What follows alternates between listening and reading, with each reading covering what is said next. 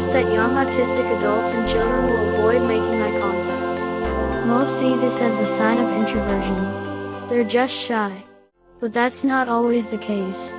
Many of us will simply deprive you of eye contact until we learn to trust you. Then we will occasionally appease you with eye contact, but only for the sake of masking. Which is what autistic people do when we covet what we come to know as social norms.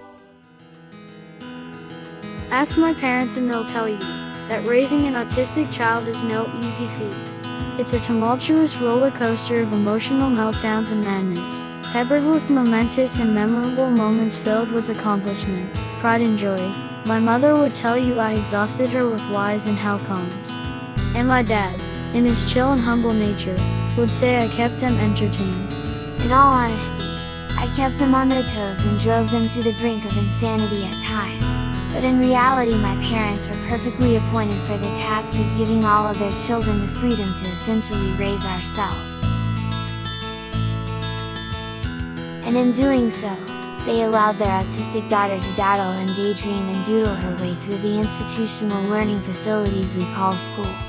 But my parents knew I was different, that I was determined to move at my own pace and only within specific perimeters I'd set for myself. My mother saw progress in an artistically creative child and never discouraged my ever-changing endeavors. She would always act interested and address the necessary aspects that, in my excitement to rush into things, were not at the forefront of my thought process.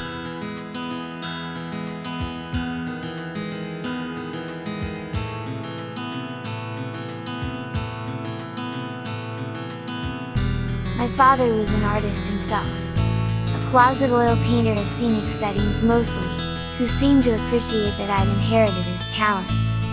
He encouraged me along a path that ultimately led me into writing, music, photography and dance.